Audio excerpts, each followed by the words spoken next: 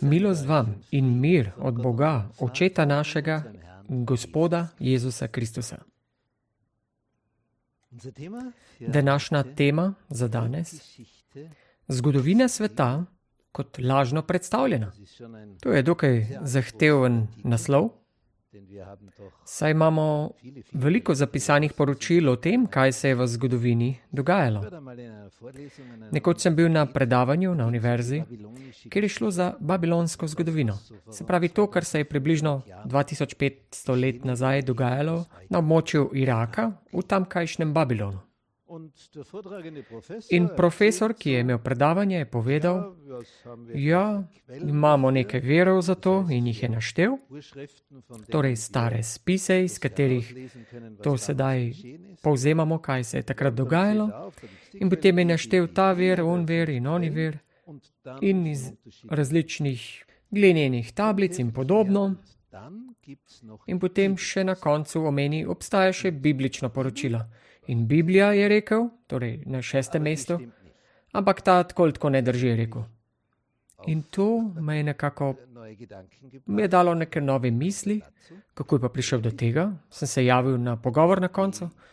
Gospod, kako pa ste mislili to, prišli do tega zaključka? Torej, da so drugi viri bolj vredni zaupanja, kot pa Biblija manj. In njegov odgovor je bil, teh 5 poroča isto zadevo in se strinjajo med sabo, Biblija pa druge stvari govori. Torej ni v harmoniji z ostalimi. Potem pride moje naslednje vprašanje. Ali je slučajno mogoče, da bi lahko bilo resnično to, kar je v Bibliji, in da se oni motijo, da tisto ni resnica, čeprav je vir? Potem malce razmišlja, postane agresiven, profesor reče, če bomo pa tako začeli, a potem pa lahko začnemo vse na novo pisati, to pa ne moramo. Oni so to tako napisali in to tako je. Ja, ampak če je Biblija to drugače napisala zgodovino tistega časa? Njegov odziv je bil zelo zanimiv. Zelo nervozen je postal, resnično z besedami bolj čuden, in tudi študentje so bili kar naenkrat zelo zainteresirani. Ja, ti viri očitno niso tako sigurni. In profesor rekel, ja, to je sigurno, to je sigurno. To piše, ja, seveda to piše, ampak če je pa resnica napisana, ker zgodovino vedno pišejo tisti, ki so zmagali, zmagovalci. In kar je posebno na Bibliji kot vir, kot zgodovinski vir, kaj je torej posebnega na njej? Vladarji na tem svetu, če so nekje nekoč najeli nekega zgodovinarja, da naj napiše o njihovem kraljevanju, seveda je bil potem plačan od tega kralja, cesarja. In kaj bo seveda napisal? Ja, cesar je bil dober, dobrodelen in vse dobro. Vse za ljudstvo in nič za sebe. No, ja, seveda to jemu ni bilo tako v realnosti, ampak egoizem, čistina tega se prikaže, ne? Tako kot Karl V., ko je po 36 letih, kot cesar Nemčije in se prostovoljno odpovedal svojemu stolu, ker reformacija ni uspel ukrotiti proti Lutru, in kaj vse je probal proti Lutru, ampak vedno znova je šlo vse narobe. Dokler ni vrgel klobuka stran in rekel, dovolj, nočem se več s tem ukvarjati, in je predal to svojemu sinu. V bistvu njegovemu bratu. In pazi zdaj, kaj je on pri svojem odpotovanju iz Nemčije v Španijo, kaj je vse sabo vzel? Plemeniti, pomočnik in dobri cesar? Ja, ni vse bilo dovolj prostora v eni ladji, ker je bilo prenevarno, če bi šel po cesti, ker bi ga mnogi roparji, take karavane, bi ga lahko uropali. Zato je šel po morju. In to potovanje po morju je izgledalo nekako takole, da če vidimo na teli karti, desno zunaj, raje vzamemo tole karto. levo zunaj. Torej, ko je šel tukaj po telem morju navzdol, da je prišel v Španijo in tukaj v zalivu Escairija pride neurje nad njegovo floto, ki je bila sestavljena iz koliko ladij? Torej, ena ladja tega ni mogla vse peljati, niti ne 2, ne 5, niti 10 ladij. Tudi 20 ladij ni bilo dovolj, da bi njegove dragocene stvari peljali domov. Pa če pomislite, koliko prostornine ima taka ladja v trebuhu, to ni malo. In na koncu je iz tukaj izplulo nekje okoli 90 ladij. Torej, tukaj iz Nizozemske je izplulo nekje okoli 90 ladij. Z vsem, kar je cesar imel, svoje lastnine, kar je 36 let cuzal ven iz države. In to seveda niso bili samo krožniki in posode, ampak dragocene stvari, gobleni, torej tepih na steni, svila, vse iz svile in. Vse, kar je bilo dragoceno v tistem času. 90 ladij, polnih, se je napolnilo. Nepredstavljivo. Takšni so bili vladarji. In seveda je ta flota šla tukaj dol, prišla v bližino španske obale, ampak tukaj je prišla vsa ta flota v neurje. In ta neurje je vodil k temu, da je 19 ladij prišlo do cilja. Preostanek pa je utonil. Tako kot je dobil, tako je tudi izgubil. Če kdo rad tavha po morju, ja, tam spodaj najdete vsega in svašta. Tudi druge ladje, ki so prišle iz Amerike, z zlatom in podobno, ki so se v tistih časih potopile. Tu smo torej videli način, kako se lahko pridobi zaklade, ki je velika stvar. Ampak če beremo zgodovino zgodovinarjev, ki so pisali, recimo o Karlu V., tem cesarju, kaj so napisali v času reformacije v 16. stoletju, potem pa najdemo zelo plemenite in čudovite besede v njemu, ki opisujejo tega cesarja. Torej, zgodovina je stvar, kaj je sploh res od tega, kaj je izmišljeno, kaj drži, kaj ne drži, kaj bi lahko bilo tako in kaj sigurno ni bilo tako.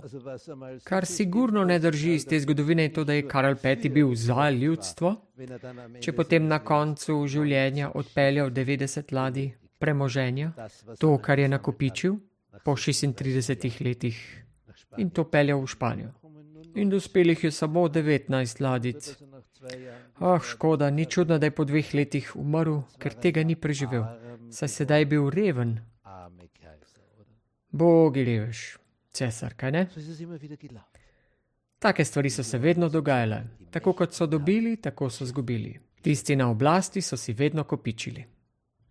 In seveda, če je nekdo nekje, ki je premožen, potem seveda pridejo tudi drugi zraven, ki si mislijo pač, ja, vsak more nekoč umreti. In potem bi lahko nekako, ja, preden umre, bi lahko še reči nekomu to predal.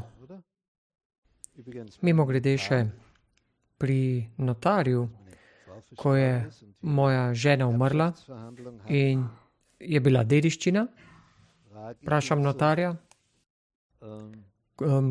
kako je s temi rečmi? Kako izgleda statistika glede teh reči? Kdo koga obdaruje in s čim in koliko? Obstaja sploh statistika za te stvari? Kam gre recimo sredstvo, če nekdo samski umre, nima otrok? Kdo dobi potem ta nepremičnine, zlatnino in podobno? Ker obstajajo te bogataši, ki sami umrejo. In potem je notar rekel, ja,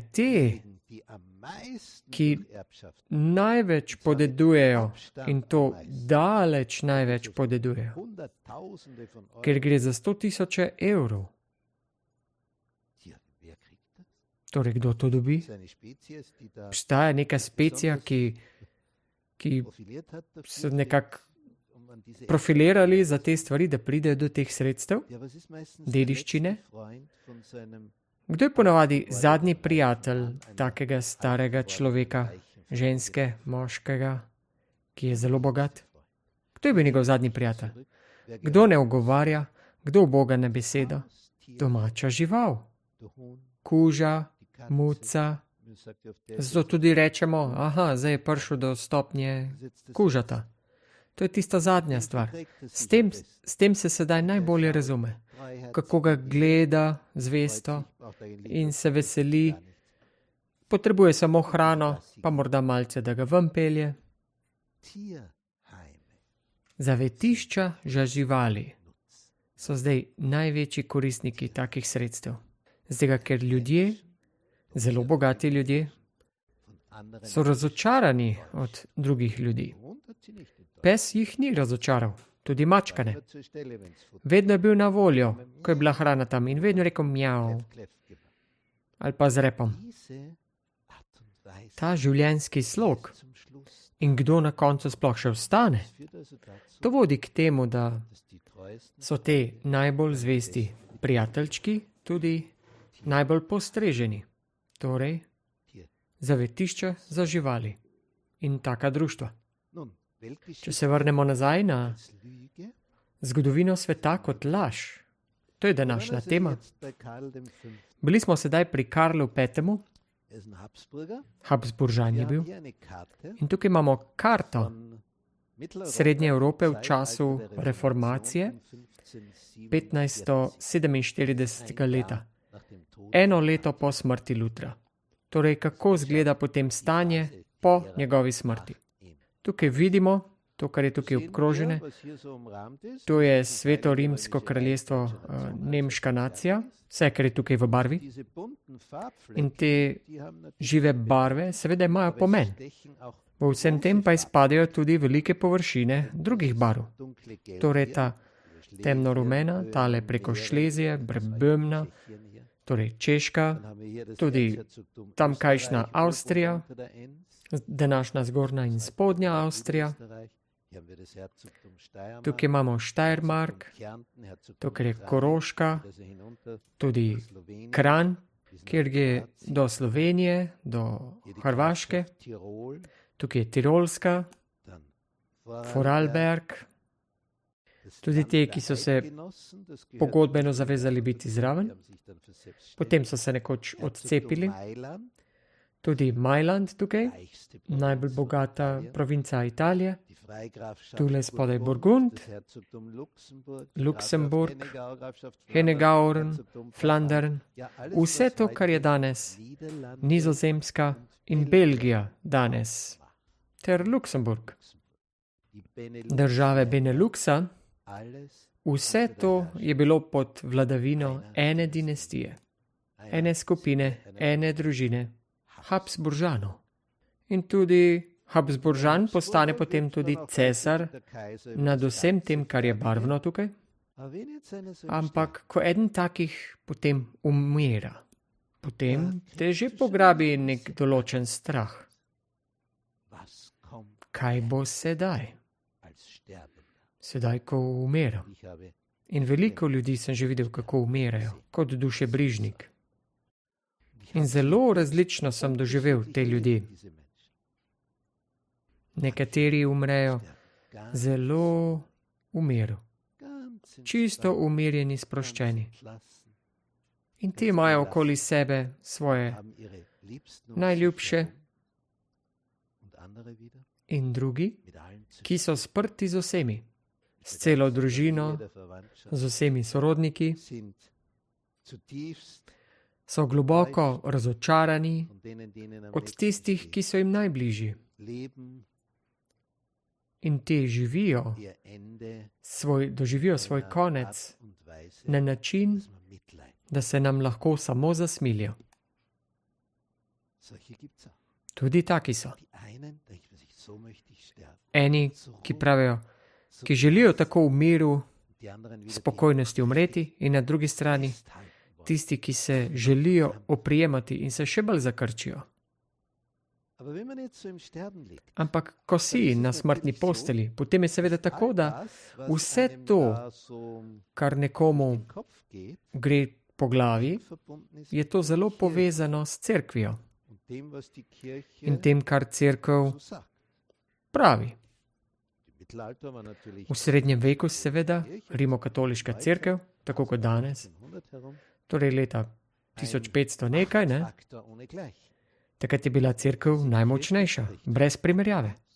In ta cerkev je govorila o odpustkih, govorila je o peklu, govorila je o vicah in o, kako potem to deluje na nekoga, ki umira? Lila barva, tako se to pokaže. Kaj mislim s tem? No ja, vsakič, ko je nekdo bil na smrtni posteli, je seveda zraven bil tudi duhovni skrbnik, spovednik, takoj pri strani postelje. In lahko si predstavljate, kako se mu je mudilo, da je pravočasno prišel tja, preden je Gospod umrl. In če si na smrtni posteli rečeš, torej zdaj imamo tukaj ta lila, temno lila, svetlo lila barve, ta področje, vse, kar je tukaj lila, vse to je bilo predano in podedovano na rimsko cerkev, rimokatoliško cerkev. To pomeni, da tisti, ki je umiral, je svoje premoženje predal Bogu. Tako mu je bilo rečeno, zato da bodo v nebesih se odprla vrata. Več kot daš, najboljše, da daš celo državo, pokrajino, tako kot recimo cela pokrajina Salzburg. Če to kot celoto daš, potem se ti poveča verjetnost za vstop v nebesa. Tako jim je bilo rečeno. Zgodovina sveta, lažno predstavljena. Cerkvena zgodovina, lažno predstavljena. Ker to bi pomenilo, da več kot imaš, več kot daš, preden umreš, bolj sigurno boš pristal v nebesih. To pomeni, da revež, ki nič nima, tudi ne more veliko dati za Boga in tako je za njega že prednost, če pride v vice. Sedaj pa je temu tako, da če nekdo takole umira in pride spovednik do njega in ta pozna zgodovino tistega, ko je umira in bolj bogat kot je bil, bolj je grešil, ker je imel več priložnosti do tega. Za greh. Revež je samo delal in delal. Spotoma ni imel veliko časa, veliko grešiti. Ampak če ima nekdo veliko časa, potem pride na neumne misli, zamisli. In zato se je greh toliko bolj pojavljal pri bogatih. Vladar ima potem toliko in toliko žensk in toliko jih je dal ubiti, ki so mu bili na poti in podobne reči. Na smrtni posteli pa takemu grešniku postane zelo vroče in hkrati mrzlo. Po eni strani ga trese mrzlica in to oboje skupaj. In sedaj so mu te stvari tako razložili. Daruj, da bodo zgoraj se odprla vrata. Zato tudi da. In tako pride cerkev do ogromno posesti. Če si pogledate to sliko, to so cele države tukaj, kar vidimo. Münster, Paderborn, Kurfürstentum Trier. To so velike površine. To ni nič. In če razmislimo o tem, da so tukaj 3 deželni glavniki, torej če v tistih časih so glasovali, je bilo 7 ljudi, ki je glasovalo za cesarja in 3 so prihajali iz tukaj, Köln, Trier in iz Mainza.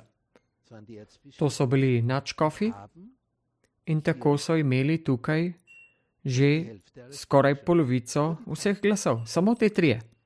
Potem pride še vladar iz Kurpfalza, vladar iz Kurfürstentuma Sachsna, vladar iz Kurfürstentum Brandenburga in vseh skupaj je tako 7, 4 posvetni in 3 duhovni in 7 jih je glasovalo. Eden izmed teh treh duhovnih, ki so cerkveni, eden izmed teh nadškofov je lahko bil predsednik tega glasovanja, torej en glas manj. In v takih okoliščinah so potem glasovali za cesarja. Cerkev in država zelo močno prepletena. In ko je kdaj kakšen tak bogataš umrl, potem zatem so ugotovili, to je zdaj spada pod Rim in ne več sinu, za katerega so mislili, da bo on podedoval dediščino. Šlo mu je kar čez prste in otrokov ni ostalo nič. Pred kratkim sem slišal tole poročilo in potem bi seveda radi vedeli, kaj je zdaj res, kaj pa na temu ni res. A je to res? Potem je bila ta genialna ideja. Na ruski televiziji je prišlo sporočilo. Ruski najboljši pilot za en super avion MiG-31, ta, ki nosi tudi neke določene super rakete. Torej, rakete, ki razvijajo določeno super hitrost na avionu, ta pilot je dobil ponudbo strani zahodnih sil, britanske sile. In rekli so mu, kako bi bilo, če bi ti na tvojem potovanju, ko tako letiš, šel čez mejo, recimo v Romunijo, in bi tam pristal. Potem bi mi lahko dobili ta super avion od Rusov, inkluzivno za tisto super raketo, da bi lahko to raziskali. Da bi vedeli, kako ta ruska tehnologija deluje. Da bi tudi mi lahko kaj takega naredili, oziroma da bi imeli stvari proti takim raketam. Da bi lahko analizirali. Temu rečemo know-how, krasti know-how. Ampak ta zgodba je še hujša.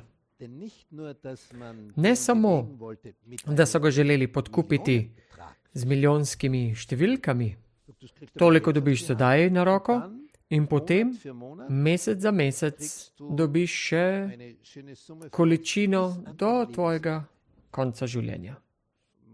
Seveda lahko sklepamo, da ne bo dolgo živel, ker ga bodo slej ali prej pospravili, ampak pomagali bi mu sicer, da ga skrijejo, ker v Rusijo seveda ne more več iti, ne? Če je z ruskim letalom pristal na območju NATO, zgodba se še bolj poglobi. Niso mislili samo tega, da on tam pristane, ampak da tudi to letalo uporabijo. In sicer to bi naredil eden izmed lastnih vrst, a ne? Da bi s tem letalom, s tem super orožjem napadli NATO-ovo oporišče, recimo v Romuniji. Da bi tako, ko bo raketa izstreljena in morda tudi bo to letalo razstreljeno, da drugim lahko rečemo, glejte, vidimo, to je MiG-31, to je ruska raketa, vidimo. Ja, ni dvoma. To vsi lahko potrdijo in tako bodo novinarji prišli na kup. To je MiG-31, ja, rusko letalo. Ja, streljal je raketo na NATO-ove cilje. In kljub temu se temu reče false flag, torej dejanje, kjer se nekaj prikrito lažno predstavi. Kot da so to storili te hudobni Rusi. V resnici pa je bilo zelo premišljeno, da bi lahko potem rekli, ja, če nas pa Rusi že napadajo, NATO oporišče, ja, potem pa lahko tudi mi, kot NATO, udarimo nazaj. In seveda vsa NATO zveza skupaj. To bi bilo 30 držav proti Rusiji. In to zgodbo so povedali na ruski televiziji. In zakaj tam? Zato, ker ta pilot je to zgodbo povedal. Kakšno ponudbo je dobil z nasprotne strani. Torej gre morda za prosto izmišljeno stvar, ali pa ne. Ampak se je točno tako odvilo. Eno pa je jasno. Vse se poskuša storiti, da bi nekoga drugega obtožili. Ali se je res tako zgodilo? Ja, seveda se je lahko tako zgodilo. Če je pa tako bilo, to bomo pa nekoč še zvedeli. Ampak eno je jasno. Sama ideja tudi nekaj pove, kaj ne? Kaj se je zgodilo? Če gledamo še naprej v zgodovino, tako imamo zelo zanimive primere. In zato je včasih tudi težko izbrati, ne, kaj povedati in kaj ne bom povedal. Ne. Zdaj nekaj takih zanimivih najdb. Leta 1850 so pricurljali na površje neki zapisi, ki jim danes rečemo izodorišni dekretali. Kasneje so jih imenovali pseudo-izodorišne dekretalije. Zakaj? Tale francoska kraljevina, ki se je tako tvorila, tukaj vidimo, neko jedro leta 1500, ko je Zahodno-rimsko cesarstvo propadlo in te Franki so se od tega območja, kar še danes tudi imenujemo Francija in tudi preko Nemčije, so to tisti, ki so se vedno bolj širili v to smer, vse, kar je tukaj lila, v času večjih 100 let. To vse, kar je tukaj rdeče pobarvano, to je bil Klodvig, ki je vse to zavzel in umrl leta 511 in kasneje z njegovimi sinovi, Klodvigovimi, je prišel tudi Burgund, se zraven priklopil. Torej območje današnje Francije in preko mej. Tukaj vidimo Ren, reko Ren. Ren ni meja na Francijo danes, ampak samo tukaj na jugu. Zato, ker je Elsas tukaj med drugim sedaj pri Franciji, ampak tukaj le gre pa meja preko Rena na zahod. In zdaj ta dogodek v nekem samostanu, in domneva se, da je to bilo samostan Courbet, da je opat vodilni tam v samostanu to izvedel. In tam so se pojavile neke najdbe. Torej, najdli so nekaj. In kaj so zdaj vse tam najdli? Jo, zbirko, ki je prišla iz Španije, odločbe različnih koncilov, papeževa pisma, ki so bila stara celo do 8. stoletja. In kaj je vse pisalo v teh pismih? Da ima papež dejansko veliko več vpliva, kot so mu takrat si mislili ljudje, da ima. In te spisi naj bi dokazali, da je to že dolgo tako, da ima papež tako veliko oblast in moč. Spisi so pripisali moč papežu. In kako so to potrdili? Ja, bila je tudi zbirka zakonov teh frankovskih vladarjev, teh kraljev Frankov. Koliko premoženja so te imeli, kar se tiče primerjavi s papežem v Rimu, in kako so ga podpirali. In potem so bili med temi spisi tudi tako imenovani spisi dekretali rimskih škofov, ki so bili zelo, zelo stari. 1. in 3. stoletja. Ena skupina teh spisov so izidorski dekretali, ki jih je tist, ki jih je skompiliral, in v bistvu samo skupaj sestavil. Ni jih na novo pisal, samo zbirko je skupaj sestavil. Očitno, kot kompilator. In sebe je poimenoval kot škof Izidor, Izidorus, Mercator, in zato jih tudi tako imenujemo, izodorične dekretalije. In trajalo je. In 1850 so jih najdli. In dokdaj je vse to trajalo? Do 1628. Torej, skoraj 800 let kasneje, kjer je nek kalvinist, David Blondel, dokazal, da so to ponaredki. Danes vemo, ne? Zato pa tudi potem ta beseda pseudo-izidorične dekretalije. Da so vsi te spisi teh vladarjev frankovskih in vsi te spisi teh koncilov, pisem papeža in vsi tisti stari papeževi spisi iz 1. stoletja, da so to vse ponaredki. Ta zbirka pa je bila predstavljena kot zbirka nekih stalih arhivov in pri tem je bila še tinta tako rekoč vlažna, ko je to prišlo na plano. Neverjetno. Nekdo se je zelo, zelo potrudil. Zakaj vse to? Kakšen je bil smisel vsega tega? Da bi moč in vpliv papeštva napram vsem tem posvetnim vladarjem razširil, bolj utrdil in pokazal, da papež je bolj močan kot kjerkoli kralj in kjerkoli cesar in da je on nad posvetskimi vladarji. Duhovni vladar, papež, je nad vsemi posvetnimi vladarji. To je bil smisel teh spisov, teh izidoričnih dekretaljev, dogovorov.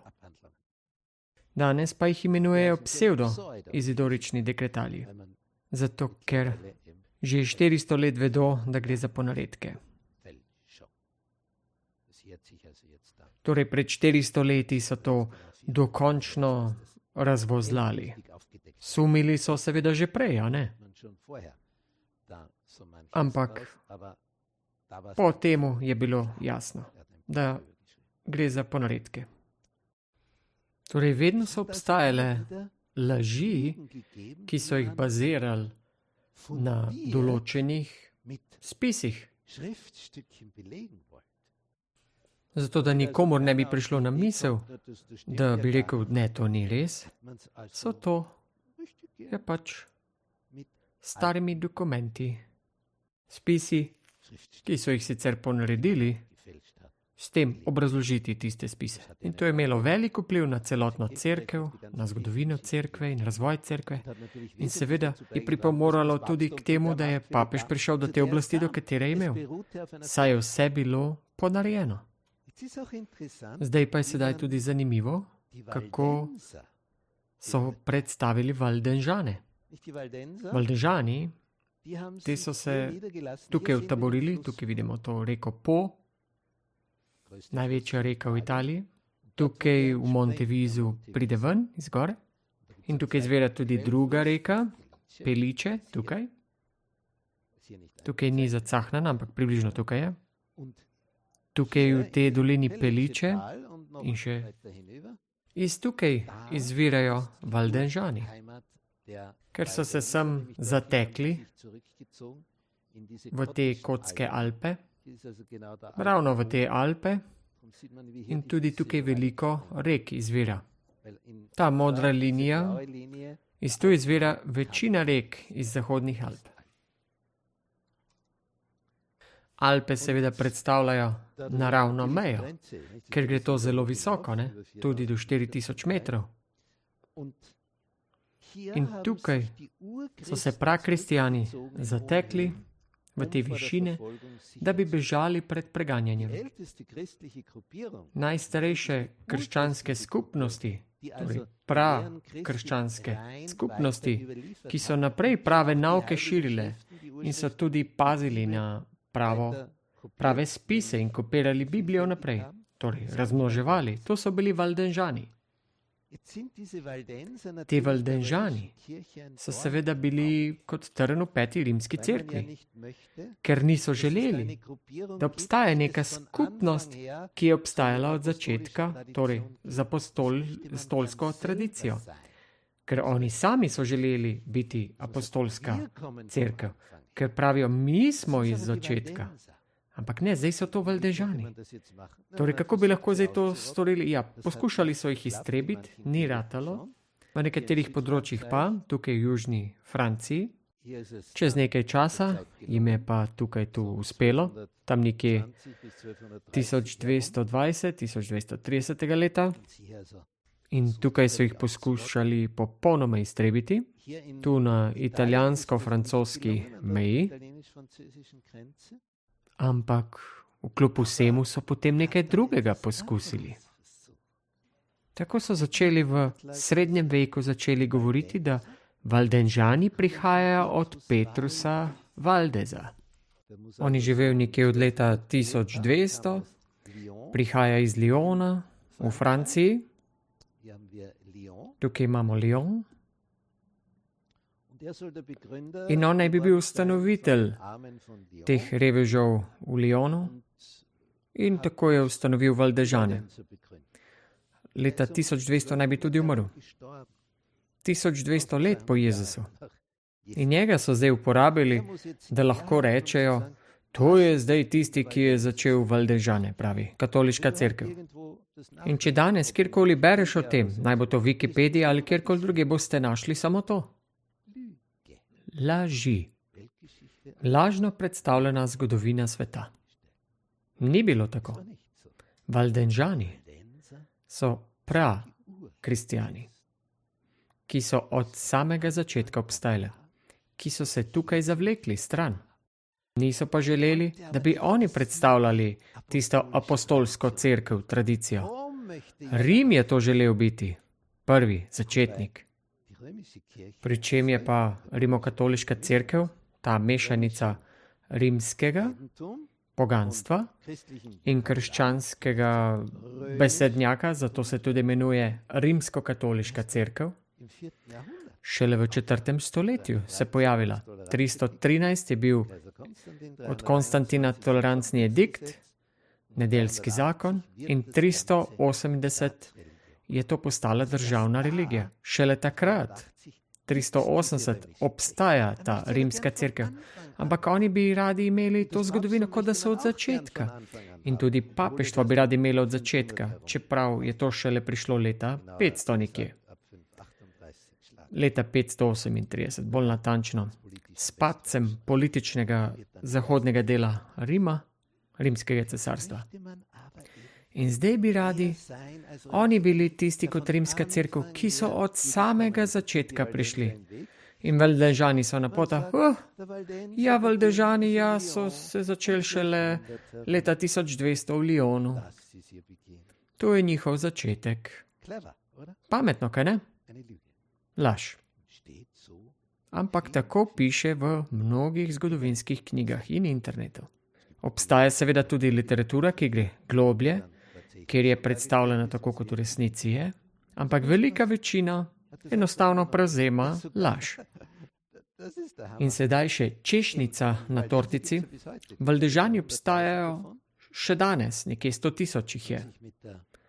So se povezali z metodistično cerkvijo v Italiji in nekaj 15 000 jih je v Ameriki, v Nemčiji in povsod so.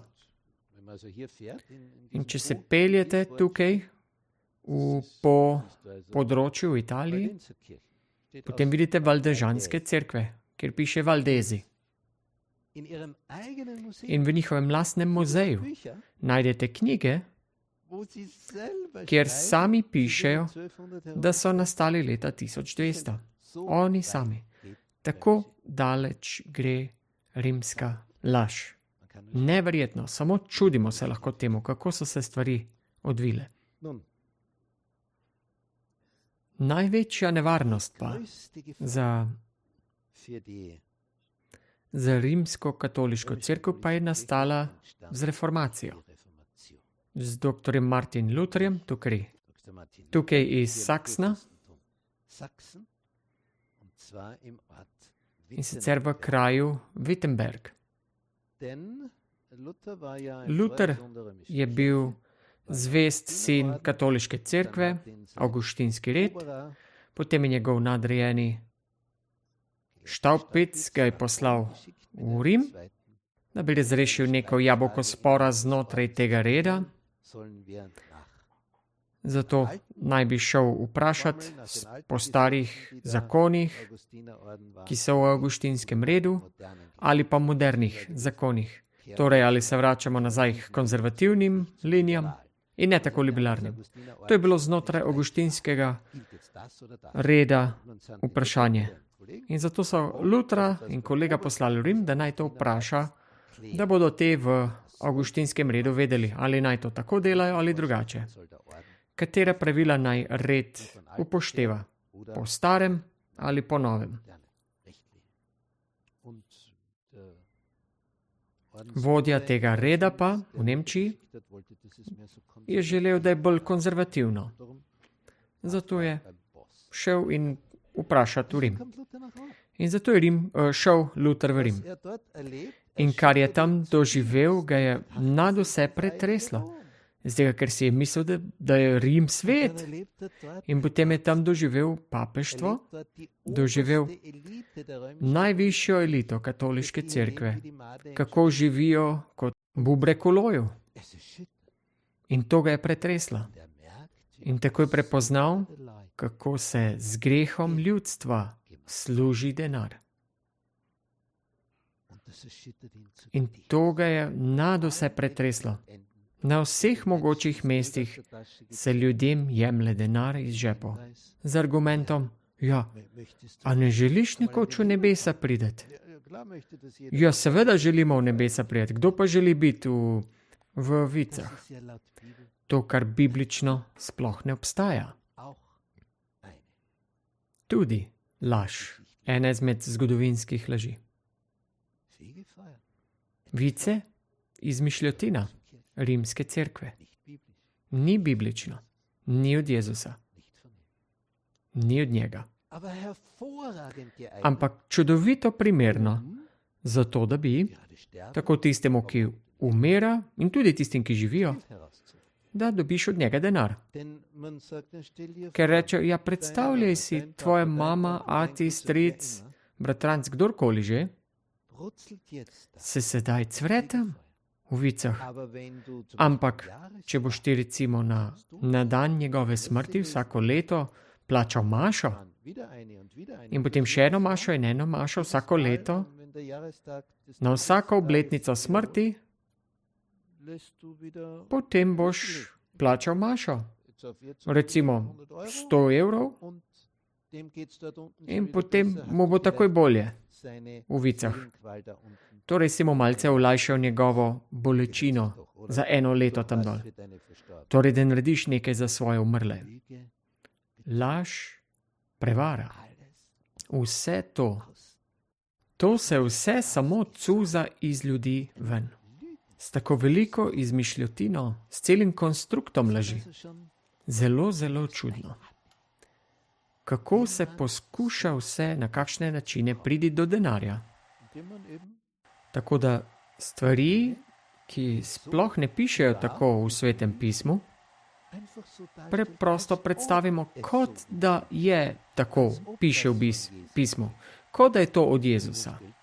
Ker če to prinaša denar, potem je laž pač priročna.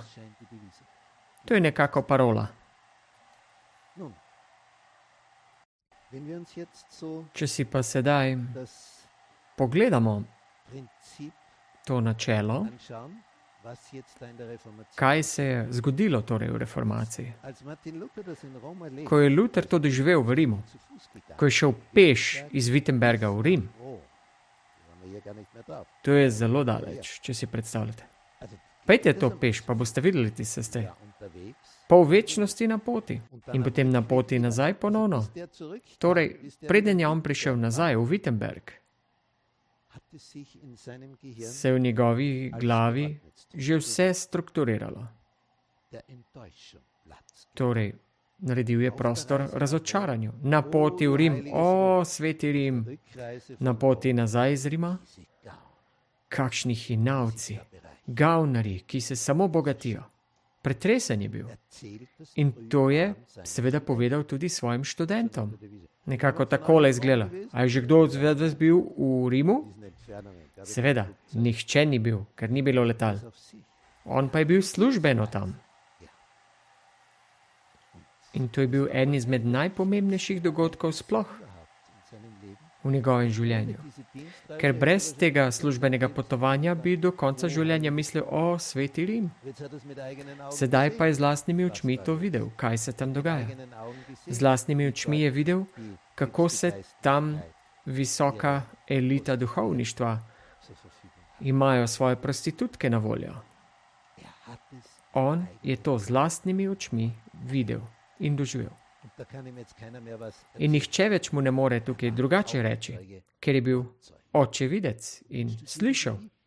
In potem je bral v Svetem pismu in ugotovil, da vic ni tudi odpustki. Torej, da se grehe lahko odpusti z nekim duhovnikom, če ga plačaš.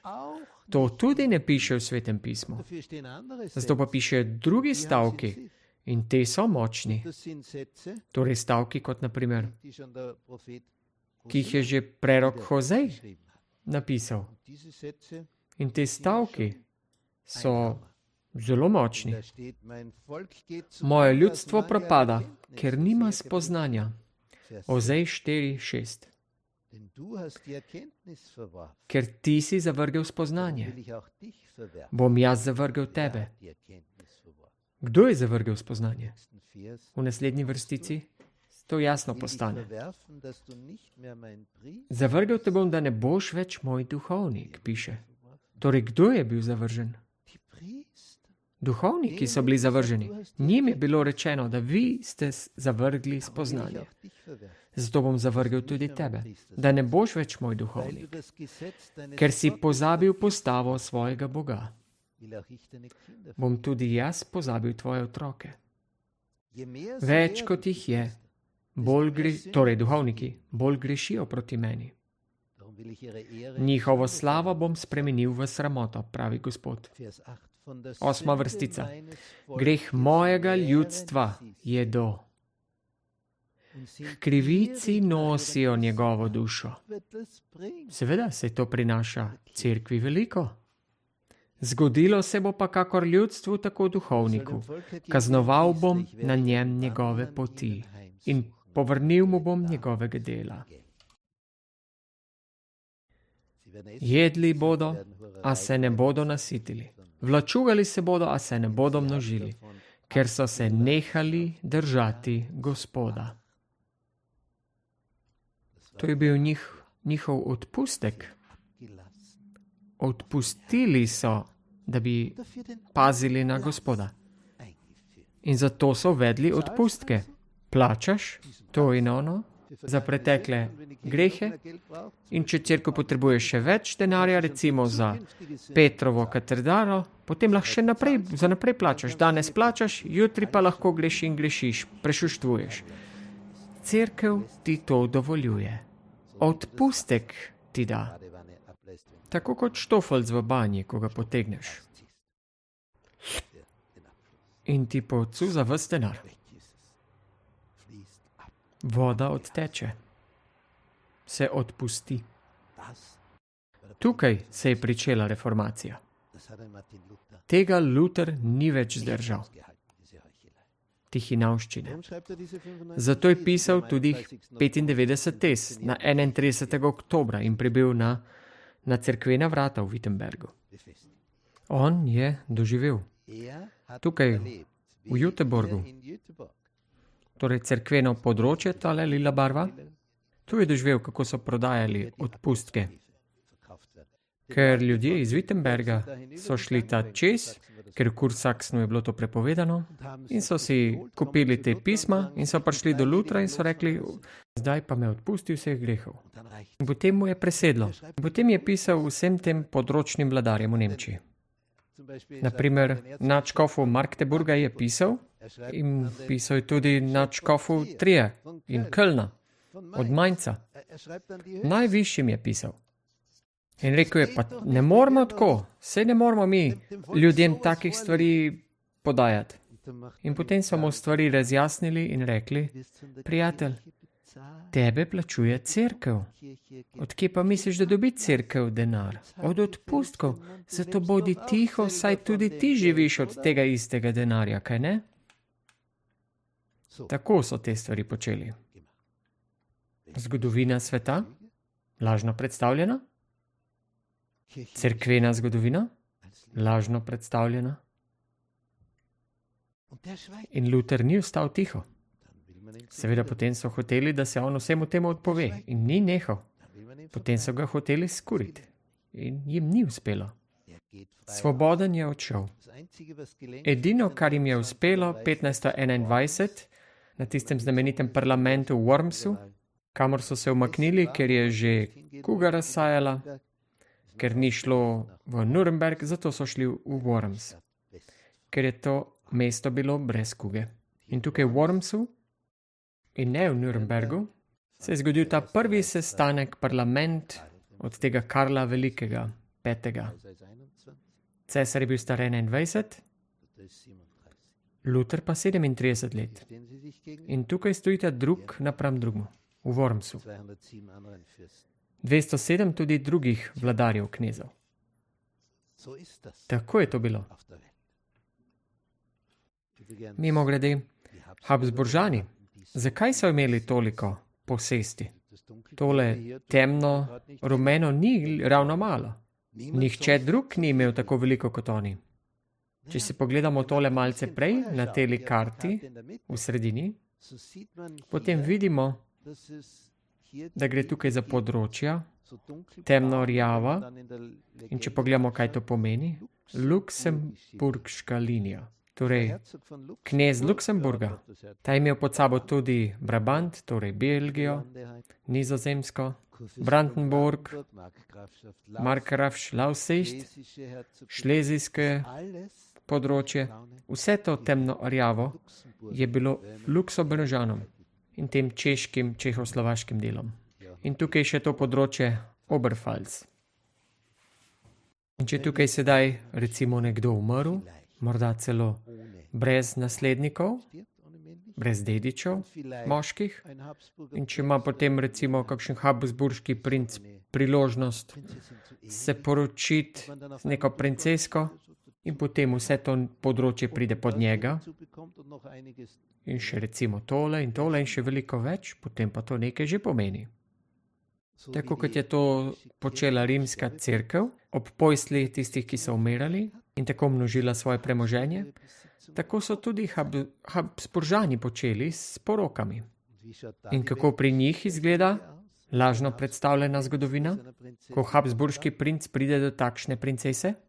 Kako je on pristopil, da bi dobil svoje? Da bi on dobil vse to področje? Recimo, če se poročiš s tako princesko, ki nima brata, in princeska je recimo dedinja Češko-Slovaške, in če se ta poroči, ja, potem celotna država postane njeno. Današnja Češka. Zanimivo, ne? Bogato. In če prideš tja kot habsburški princ, potem tudi pride v ospredje laž, kjer praviš kot princ, princeski, o, kako lepa si. Tako grda sploh ni mogla biti, da ne bi izgovoril tega stavka. Ker motiv je bil, da bi pridobil vse te dežele. In tako so se vrstili komplimenti enim za drugim, dokler ni zmagal, da bi dobil premoženje. V zgodovini imamo laži nad laži. In sedaj, ko se je ta reformacija v Nemčiji tako širila, dobila svoje področje, zdaj, ker te knezi, recimo kot ta iz Brandenburga, iz Saksna, tudi iz Hesna, ker so ti sprejeli ta reformacijsko idejo, na koncu jih je bilo 5 takih podeželnih knezov, ki so pri tem sodelovali v reformaciji. In ko je to gibanje reformacijsko postajalo vedno večje in večje, potem se je ustanovilo gibanje, cel red, ki naj bi točno nasprotoval temu protestantizmu. Jezuiti so bili ustanovljeni. Te je zasnoval nek Španec, Ignacij Loyola, po njem je nastala elitna enota. To so bili najmočnejši od najmočnejših. najbolj brihtni in pametni. In tudi zdaleč najbolj uspešna skupina, ki jo je papeštvo kdajkoli imelo, da bi za papeža delovalo. In tudi zadnji papež, tisti, ki je preminil, Frančišek, je tudi bil jezuit. On je pri svojem delu povlekel mnogo niti. Torej, jezuiti imajo podobno, tako kot prostozidarji, svojo hierarhijo za notranje kroge, in če si v notranjem krogu nekoč prideš tja, potem si tudi poznal skrivnosti in skrivna navodila. To so dobili samo tisti pred oči, naprimer Ignacij Loyola, kako se lahko pomnoži premoženje tega reda. Torej, treba je prideti do denarja teh bogatih. Kako torej? Habsburžani so poskušali to s porokami. Jezuiti pa so to poskušali nekoga dobiti v cerkev, ali pa na smrtni posteli, da vse preda cerkvi, ali pa plemenitnim ljudem, moškim ali ženskim, none, moške pa v menihe, spraviti v cerkev, in če tako pridejo do reda, kaj to pomeni? Pred vrati, kaj je treba vse pustiti? Vse, kar imaš, je treba pustiti pred vrati. To dobi red, ker menih ali nuna je seveda reven. Je seveda, samo z revščino lahko prideš v nebesa. Zato vse predaš temu redu. Zato pa je pisala v teh skrivnih navodilih, kako lahko bogato družino pripraviš do tega, da vse svoje sine in hčere naredijo v nune ali menihe, da vsi pridejo v klošter. In tisti eden ostane in tistega lahko na koncu na smrtni postelji tudi mu razložim, da je bolje, da vse preda redu. Tako so področja za področja prihajala pod cerkveno oblast, cerkveno last. Predvsem po tem jezuitskem redu. In seveda so te skrivne navodila skrivali, pazili, da to ne bi prišlo v javnost. Zato, ker je tam detaljno opisano, kako kot jezuit, pater jezuitski, duhovnik, pristopaš k tem plemenitnežem, kako se tam obnašaš, kako se moraš pretvarjati, da bi uspelo, da bi prišli v klošter, ali pa da na smrtni postelji, ali prej vse premoženje predajo cerkvi, torej jezuitom. Take informacije seveda niso smele priti v javnost. Sedaj pa pride ta 30-letna vojna v Nemčiji. In ta karta nam kaže tudi stanje premoženja 100 let pred tem. In seveda obstajajo tudi področja, ki so v teh 30 letih izkusile veliko različnih turbulenc, kot recimo Bader-Bonn tukaj. Tam je tudi seveda tudi zelo stara jezuitska univerza v tem mestu. Zato je to tudi od cerkve in je obarvano lila. In tukaj na univerzi v Bader-Bornu je temu tako, da torej ravno ta univerza je ena izmed najstarejših univerzitet, torej jezuitskih sploh, da tukaj hranijo tudi te skrivnostna navodila, ker je univerza jezuitov. Ampak v tej 30-letni vojni je prišlo do tega, da je hercog von Braunschweig, torej ta rumeno, sosednji del, tukaj tole iz Lüneburga, tole celo rumeno področje tukaj pa meji direktno na Bader-Born in v tej 30-letni vojni je uspelo to mesto prevzeti. Christian von Braunschweig je to storil, ko je bil še mlad. Bil je samo 30 let star, zaradi tega, ker je ravno v tem letu, ko je osvajal, bil prestreljen in je moral amputirati roko zaradi rane in na podlagi te rane je 7 let kasneje umrl. Njemu je namreč uspelo to mesto zavzeti, udrli so v univerzo in ta knjiga, jim je v roke padla ta skrivnostna knjiga jezuitov. In potem so se kar čudili, kaj vse je noter pisalo. Vsa ta navodila, kako naj jezuiti delujejo, da podcuzajo čim več denarja, bogatinov, da bi lahko dobili oblast. Seveda so jezuiti potem rekli, ne, to je vse laž, to sploh ni res, to ni od nas. In tako naprej. Seveda je bilo od njih. Črno na belem. To knjigico so našli. Skrivna navodila jezuitov. To je bilo potem prevedeno v nemško, angleško, francosko, špansko, nizozemsko in je šlo tako v svet. In kot naslov v knjigi so napisali potem, cilj opravičuje sredstva.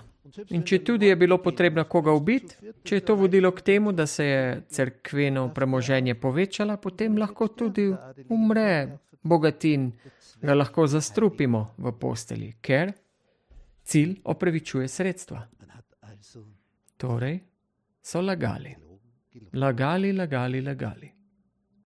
Ko je Jezus hodil tu po zemlji, je rekel, kje ima laž svoj izvir? In je rekel, Janezov evangelij 8:44, nekdo je bil ubijalec, morilec ljudi od začetka. Že pri prvem paru, Adamu in Evi. Torej Satan, hudič. In Jezus je rekel, on je bil ubijalec ljudi od začetka in na resnici ne stoji, ker resnice ni v njem. Kadar govori laž, govori iz lastnega, ker je lažnik in oče laži. Govori o očetu laži, ker ima laž svoj izvir. In kako Jezus svojega očeta predstavlja? Njemu pa pravi oče ljubezni. Ta dva si stojita drug napram drugemu. Oče ljubezni je pripravljen svojega lastnega sina poslati v smrt, da bi tebe rešil. Ne bo te rešil tvoj denar. Tudi tvoja pokora te ne bo rešila. Ampak gre za nekaj, kar se zgodi s srcem. Nekaj, kar se tiče odnosa. Ljubezenska zgodba. Oče ljubezni žrtvuje svoje najljubše, svojega sina, da bi bila poplačana krivda, ki bi jo ti moral plačati.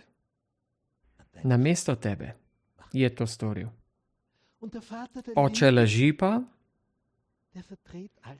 on vse obrača, da bi vse dobil v posest, da bi ljudi peljal v propad, da bi jih zavedno uničil, ker Biblija pozna drugo smrt. To je zdaj biblično. Razodetje 20. Druga smrt. Torej lahko večkrat umremo kot enkrat. Ja, ker bodo vsi ubojeni. Vsi. Eni za večno življenje in drugi za drugo smrt. In kam boš ti spadal v tej zgodbi, na koncu, je tvoja odločitev. Če boš, na primer, zdaj tukaj in danes, tukaj, se orientiral k očetu ljubezni ali pa k očetu laži, ki pravi, ja, deli kar češ, deli kar te zabava, nič se ne skrbi, vse bo v redu. Če si močan, če se brad zabavaš, deli to, kar želiš. Življenje je kratko. Tako boš izgubil svoje življenje. Večno življenje. Druga smrt. Drugo pa je ljubezenski odnos do očeta ljubezni. Gre za zaupanje, prijateljstvo. Iz tega privre življenje. Laž pa nas vodi v smrt. Drugo smrt. Ljubezen od njega, ki je v njegovi ljubezni vse dal za nas, se pustil križati. Ljubezen njega. Če bomo do njega razvili to ljubezen, to zaupanje, da bomo sledili njemu, iz tega bo privrelo življenje v večnost. Vsi bodo obujeni. Eni za drugo smrt, drugi za večno življenje. Nasprotje. Ni vic. Obstaja samo nič življenja ali pa večno življenje. Ne obstaja večno cvrtje v peklu. Bog bo samo odvzel življenjsko moč za vekomaj. Izbrisal te bo, kot da nikoli nisi obstajal. In drugo ne bo nikoli izbrisano, kot da nikoli ni bilo smrti. Izbiro pa odločiš ti. Komu zaupaš ti? Očetu laži ali očetu ljubezni? Ti se odločaš. Upam, da se boš pravilno odločil. Molim za te. Hvala ti, naš nebeški Oče, da si dokazal, kaj ljubezen je. Vse si dal kot kralj univerzuma, da si prišel sem v to človeško kožo, že kot dojenček. Hvala ti za tvojo žrtev. Hvala za tvojo ljubezen, za tvojo milost, dobroto, za vse, kar si storil, da bi nam pokazal, da je tebi vredno zaupati in samo tebi. In ne njemu, ki pravi, da lahko delamo, kar čmo. Ja, seveda lahko, ampak v obziru zami, da konec take poti, kjer bomo za vekomaj uničeni, večna smrt ali na drugi strani večno življenje. Hvala ti, Gospod, za to, da se ti v tvoji ljubezni do nas poteguješ za nas. Pridi, Jezus, in odreši nas iz tega stanja tukaj na slavo tvojemu imenu. Amen.